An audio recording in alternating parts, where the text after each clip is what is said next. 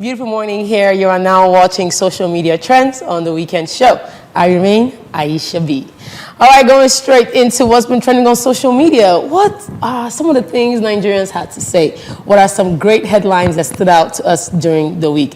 Let's get started with the song of the week. It's none other than David O, who has released a brand new single, but it's not alone. It's coming from his 6th studio album that will be released July 31st, titled Oriade. Oh my goodness, from being a king, feeling like he's been crowned to be destined to be great, and so much more.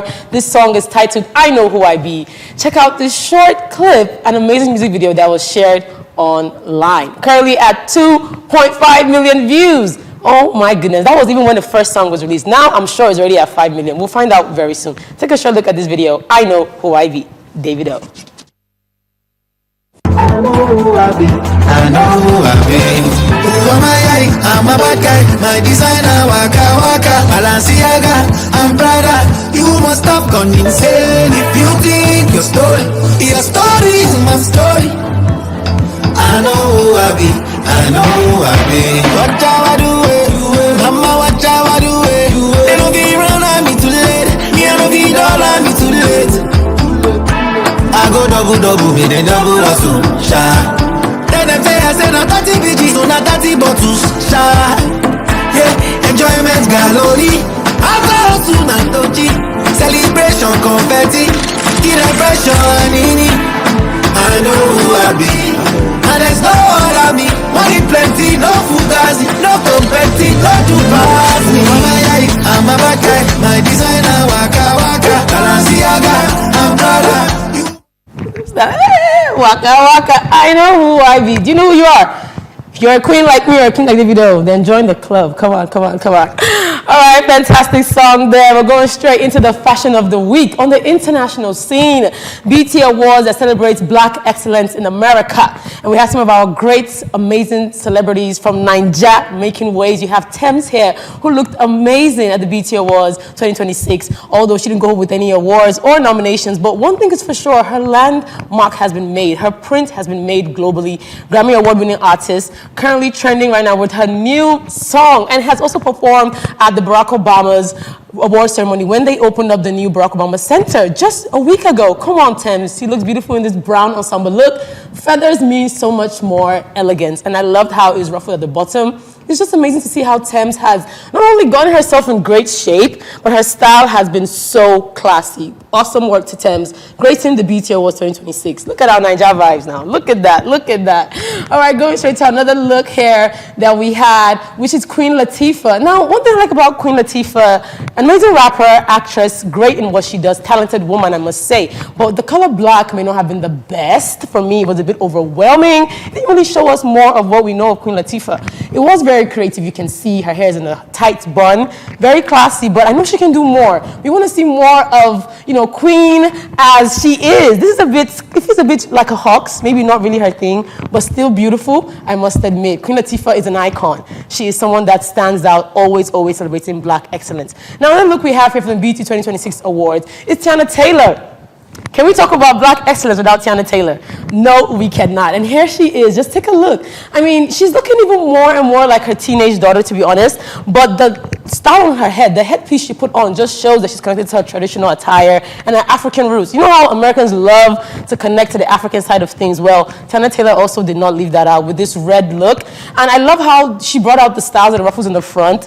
I just love it. It was really like an award ceremony for Tiana. She didn't go overboard crazy like she normally would, but this speaks elegance, it speaks class. Beautiful. Now we have another look in another red color, Kelani, the singer. Who doesn't love Kelani, an R&B singer who always makes it amazing when she graces the red carpet.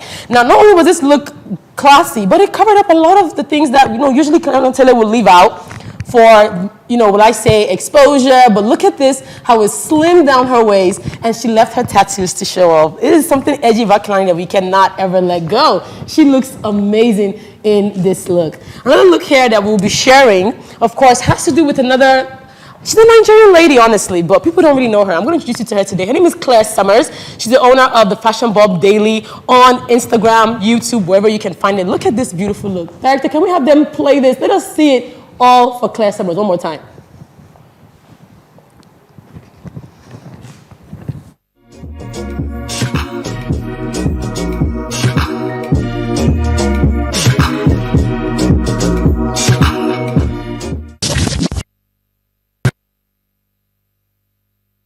The Fashion Bomb Daily, a Nigerian woman. She has Nigerian descendants. Come on now. Nigeria's always showing out. Lovely, lovely look.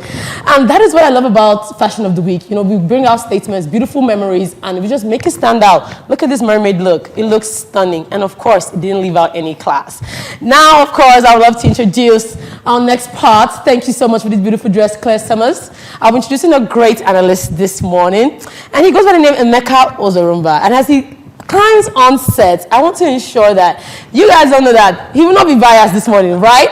Good morning, Emeka. What's up? Good to have you here. It's nice to be with you. Thank you so much for joining us on Social Media Trends. Sure. Yeah. So as you can see here on the screen, we have the First Lady of Nigeria. Yeah. Okay, it's not a rumor. It's not a rumor. It has happened. And she actually came out to encourage Nigerians, urge Nigerians to be more industrious by going into business and selling things such as roasted corn, kuli, and even akara. Yeah. But to be honest with you, what does that say for you? What do you think about the statement from the First Lady? Okay, Mrs. Remi Tinubu? most times Nigerians get things out of context. Like in the real sense, she was talking about empowering ladies, giving them money and them starting, little businesses and not just being idle. So if you're putting it in that context, Nigeria has a lot of poverty index. So when you see a lady empowering people, we have kidnappers out there killing people. We have people out there doing bad things. And this lady is actually giving to people. How many pastors and how many that's a good point. yes people actually come and empower people and say go and start little? People start businesses with 1,000, 2,000. This lady is actually giving 50,000, 100,000 to people. So to me, I'm not biased about this. I'm just looking at it for what she said. So if you're talking about poverty alleviation on a bigger level, you go to government, and that's another thing. She's in her office in a small way. I like that you mentioned that, Emeka, because she's in her office in a small way. To be honest, people don't know that the First Lady actually doesn't have. She could just sit down there and just not do anything. Because it is her husband, her spouse, that is now ruling our country. So I feel Nigeria didn't take it out of context. But one thing was for sure was the fact that she stood on her ground and she still made emphasis on the fact that they've actually allocated 1 billion naira so far to empowerment of different Nigerians. If you hear what she said, she also said she wants to make sure that this government succeeds. So doing that is actually an act of trying to make them succeed. Come on now, let's not bash her for doing something good. What if she herded that money? What if she didn't help these women? I mean, it was going to be a bad thing. That what if still stands, because we have seen a few First Ladies, not give out this support in this way. She's open about it, she's transparent about it. But let's look at some of her, I don't want to say colleagues or cabinet members, but people that are in APC along with them, like Minister of Works, Debu Umahi, who mentioned that even his parents were also traders and his father was a farmer. And he says that Nigerians are always focusing on making jokes out of everything being said. What is your take on that aspect? Yes, I think so. I think they just, if you see social media and you see Facebook, Instagram, they turn this thing into a hula baloo. I mean, they turned this thing out of context. AI, everything. I mean, everybody just turned to the whole Akara. So it was just like giving Akara people some kind of good publicity, I feel, because everybody, it was in the, on the downside, but all of a sudden people start looking at it like Akara. But come on, people can start any business, and she just saying start as little as that. It's giving you, it's not like she's saying that's the limit to which you can go in life. That's not what she said. And one thing that I also want to point out is the fact that, as APC is going for elections and many other candidates are out, people are using their platform to do different kind of things. But now let's look at what the comments were said from Nigerians. I mean, and this, when we say Mazi, Mazi is supposed to be saying things that, are kind of like strong. But let's think about Mazi said. Mazi _077 said, those of us who have a lot to say about but choose to keep silent, I greet you specially. Mazi, you speak up. Let us hear you. I don't understand what he means. What does he mean? He's saying that he has nothing good to say, so he's going to keep silent. And that's one thing Nigerians do a lot. Now let's see Mrs. No Limit. She says 50,000 naira for empowerment. Back to your comment. She's saying it's unbelievable, but you have some other angle. No, if she's saying 50,000 for, can she remove 50,000 from her own pocket and empower anybody? Mrs. Limit, that's the question. Yeah, that's the question. All right, next here, another comment. Let's take a look at this. We have another comment from some Nigerians. From Jarma, he says, this sounds funny to many, but this is a political strategy for her. Speaking of the First Lady, they know where the votes and numbers comes from, and that is why she keeps laying emphasis on petty traders. The market women are her target audience, and they are not on social media. What do you think of this? Just briefly. No. I really think what he's saying, he has a point, but there's no way she's not going to want to make her husband, get a re-election and do the right things to make him get re-election. That's a different case. But her empowerment. I like your stand on integrity. Let's take this to our next video here where you have the president Ahmed Tinubu, basically asking Nigerians to hold governors accountable. Yeah. They have tripled their money from FAC, from FAC. So why seriously. are Nigerians still suffering? Let's take a look at this video. We need to hear this. Thank you. Let's take a look. Yes, I am in charge here today. But you are running a constitutional democracy. I will put to you to summon the governors.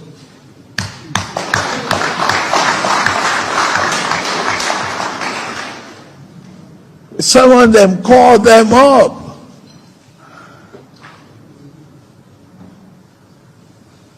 I'm doing my best to improve the revenue of the country and giving them their due. But they must equally be sympathetic to the populace, and they must consider the need of the local people. People reside in the local government.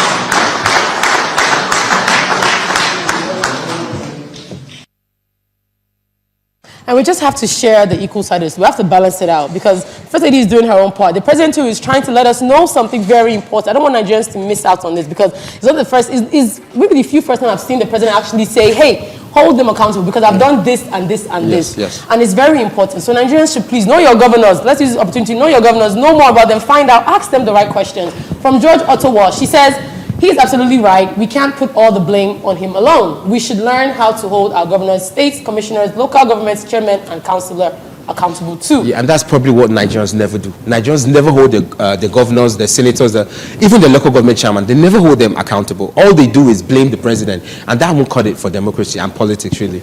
You take these comments first, Emeka. Okay. Go ahead. He said the truth in this. We can't keep holding the president accountable for everything.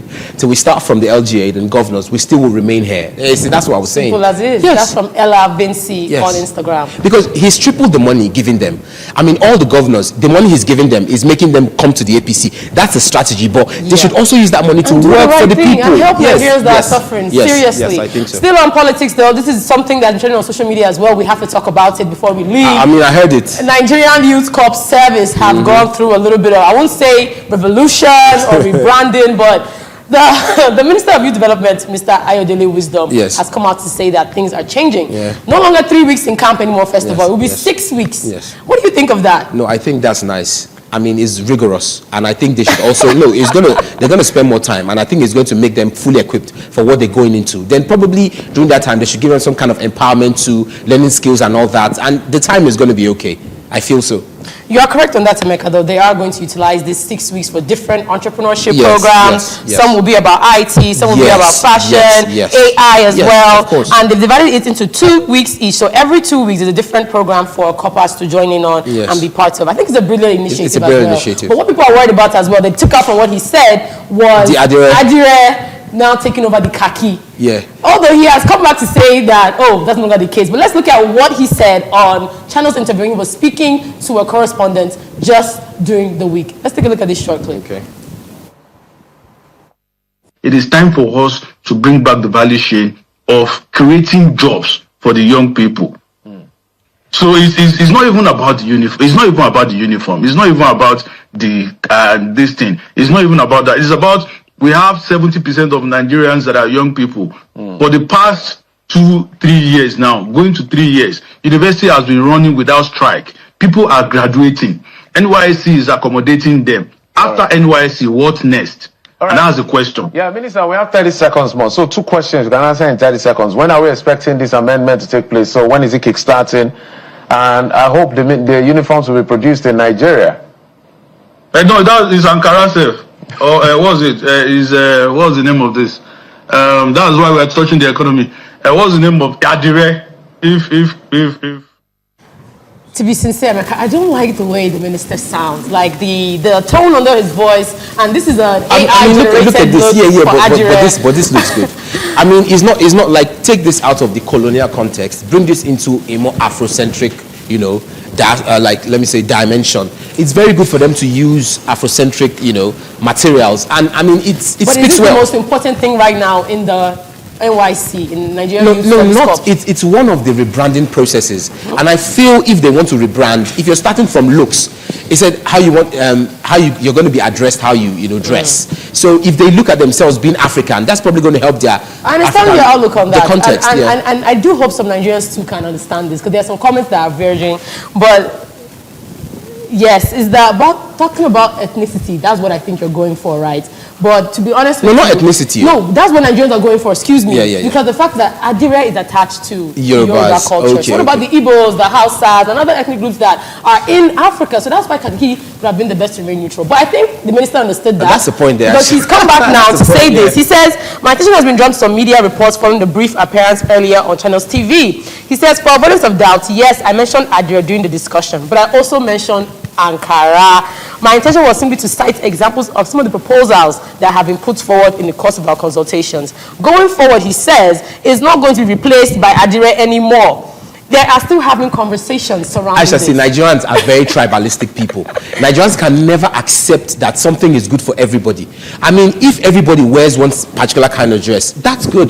But if they say it comes from the north, the south, the east, they always have a problem. They're too tribalistic for my, let's see where this conversation goes, sincerely, because it's not yet over. It is still being reformed. As you said, the NYC is not going anywhere. They're going to be rebranding. So let's see how far this goes. Let's get some comments here from Nigerians, what they had to say on social media platforms. We have to take some comments before we close the show. We have from Oliver. He says, saw people very agitated about change online. Surely they are correct in exercising fear of devaluation of the national pride. However, it seems it's not adding values to our fresh graduates, and someone needed to do something after 53 years to rejig the entire system. Because people need the difference in NYC. Yes. I suffered a lot during my NYC. I'll tell that story another day, though. Even when you were... We have from Jay Speak. Okay. He says, Oga, face politicians when they loot country. If you fit or you know they see them. Jay Speak, take it easy. I mean, Nigerians should just look at development, like people trying to innovate, do good things, like they're trying to do right, man. I mean, they shouldn't always criticize. And we have here from Moff Diver. He said, how does that even matter with what people are saying in the country right now? How does it correlate? We're talking about insecurity. We're talking about flooding crisis and, poverty. So it's a bit... No, but you have to, there are different aspects. He was just talking about NYC rebranding. Yeah, which is something under his office. I understand. We have from Archie here. Said, let's just see how this change would be. I like that. I agree with that. If it doesn't work, we return to the military style. Military style. Let's go there. And you know something? The military style is too encompassing. Nigeria's had a history of military oppression and all that. Then, so it's good for us to just have something away from the military style. Yeah, it's away from... Now NYC, they've mentioned that it will be away from military style. There will now be more of civilians. And more centric on skills. Yes. All right, there we have it. Thank you for joining me, Emeka. Aishat, very nice to be here. Thank you so much. Okay. We are just ending the segment. I don't want to leave, Emeka. No, but it's very nice. Hope to have you again soon. Okay. All right, that's where we end it here on Social Media Trends. My name is Aishat. Please stay tuned for more on The Weekend Show. The show is just getting started. Bye for now.